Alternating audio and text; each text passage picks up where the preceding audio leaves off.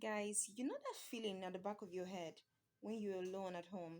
You're very sure that you're alone at home and you just feel like someone is watching you. That is the story of the woman we're about to talk about or tell her story today, Chinolum Kim. And this is going to be the first episode of Dark, Mysterious, and Real in Nigeria. And I am your host, Amy, and welcome to Life with Amy. Here, we motivate ourselves, tell ourselves stories of things that are happening in our country, advice, and give ourselves self boost for you to live your life that you love carefully and still enjoy it at the same time. So let's get into the story. Chinelu Kim is a married 36-year-old woman that was living in Calabar. She always got this feeling as a young girl that she wanted to buy her own apartment, but her and her husband hasn't had the money to do that. Finally, they were able to save up a very good amount of money to get this apartment, and then they finally got the money and bought it. Meanwhile, Chinelo liked this environment because this was close to the waterside and there was really not a lot of people around the environment. So it was more private for her and her family, just like Wishes always wanted as a young girl. But Chinelo moved into this house, 3 months into moving into this house. The whole place was calm. Her children was going to a nearby school, which was very comfortable for her. Her husband was doing a very good job as a mechanic, not too far from our place too. And everybody was comfortable, and very, very stable. Until she decided to stay home one day. Mind you, Chinelo is a teacher as well, so she had her free day not to come to work at all. She was at home and she had this feeling like someone was in her house with her. But don't forget that Chinelu's husband goes to work, which is like miles away from her house, and he's a mechanic. And the children go to school that also miles away from her house. So it couldn't be her husband nor her kids. And Chinelo had this time to sit home and relax, but she kept on having this feeling in the back of her head that something was watching her. And she didn't say anything of such. So she moved from the sitting room to the bedroom where she could feel more comfortable and turned on the TV in the bedroom. So she was there and she felt like she heard the door of the backyard because coming out from the backyard there's something like a little balcony behind. So coming out from the backyard there is some kind of like farm beside it and that just led to their mini garden. So Chinlo had this sound behind what do they call it? The door that stated someone came into the house. And she started yelling and calling her husband and he didn't answer. And any of her children, and none of them answered. And she looked at the time. It wasn't time for any of them to get back, so she dismissed it and felt like maybe it was a loud sound from around the area, but not from her place. Not too long again, she heard the same sound and she decided to check it out. Meanwhile, this people has been living in this house for straight 3 months. She decided to check around the house and she didn't see anyone. Got into the kitchen, made dinner, and welcomed my children back home. They freshened up, got ready to eat. Her husband got back home and they had lovely dinner like I was told. And she was trying to tell the husband on this crazy feeling she had all day, like there was someone in the house. In fact, she literally heard the back of the door leading to the outside balcony behind slam, and she thought it was something, but she still has this feeling like there's something watching her in the house. And then they are both Christians, so the man said, even if it's juju, our African juju, and nothing is actually going to be wrong with them, that she should just be more prayerful, and it could be her mind. Because when you're alone, there's something called, what do they call? I've forgotten the name of that, where you tend to imagine things and then you tend to see things when you're not there.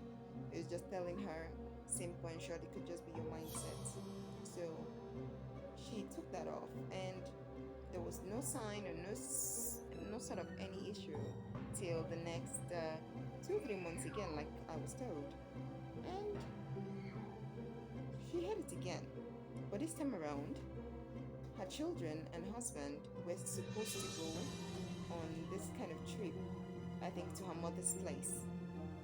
Her mother wasn't fine, but she wasn't feeling too right that day, so she had to be at home while they went because it was going to feel insulted to her mom that she wasn't able to come.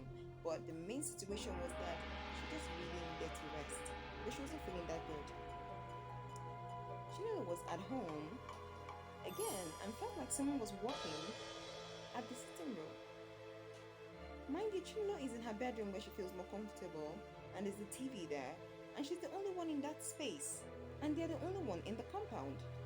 But the compound isn't really fenced, so she felt it could be outside.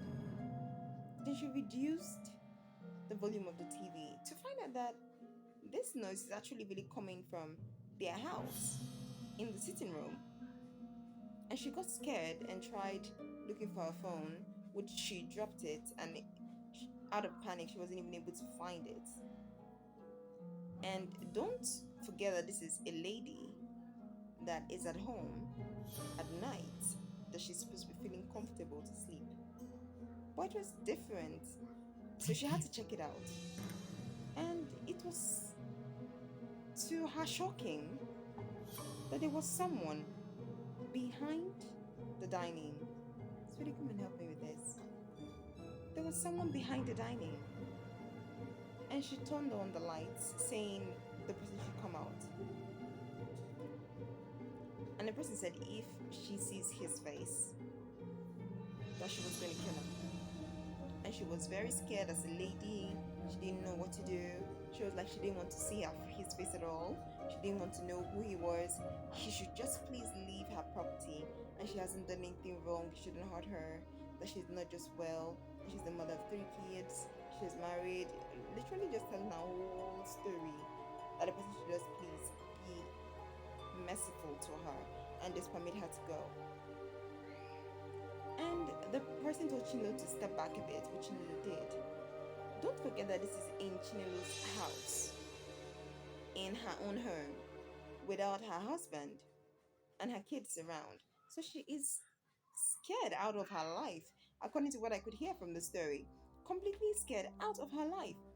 And she was just there looking for help, or looking for someone that would make her or help her not to get killed in this situation. But the man was nice enough to tell her that as far as she doesn't turn on the lights, he wasn't going to kill her or hurt her. In that case, I'm sure Chinelo wouldn't have seen his face, so that gave him a means to escape. And then he just literally opened the curtain. And this house is like a building that has no protector or iron burglary or something to protect it. So it's just like the, what do you call it? Like the glass space. What do we call it again? The Alumaco glass space. So this person just gently jumped out of the house in the presence of Chinelo in her own home and ran into the bush. Just for her to really start to think about things. She started to notice that, yeah, since when it popped into the house, things could be rearranged and kept in a different place. She could keep something here and it's found in another place, and she really didn't know what to say of it. But she had 3 children, and she was like, children will be children, you know, and she didn't want any of those. But it turned into become something else. There was literally someone coming in to take food from Chinelo's house almost every evening, if not every day. And Chinelo was able to find this just the 2 days that she was at home. One because she was on off, and the other day because she was sick. Imagine living in a home where you're being monitored, you have children and your husband, and you know that your entire family and everyone you love is inside this roof that you feel safe in, and it turns out that you're not.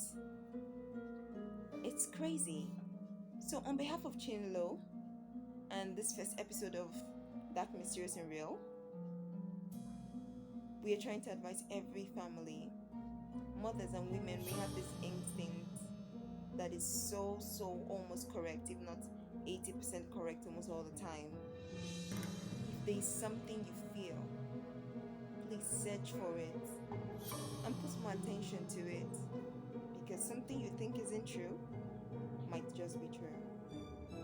So this is the story of Chinelo Nkem, and if you want to know more about such things, you can write me, and she's going to be very, very, very, very happy because she's a member of our nation to see your comments and what you could think and how she can protect the place more and what you could feel about this episode. I would like to know. So I would see your comments and I'll see you in the next video. Don't forget, I love you and God loves you and He has got plans for you. And if you enjoyed this season of Dark, Mysterious, and Real, let me know. And we're going to be having most of this coming up more, for there are a lot of things happening in Nigeria, in our homes, just beside us, and we do not have an idea. I will see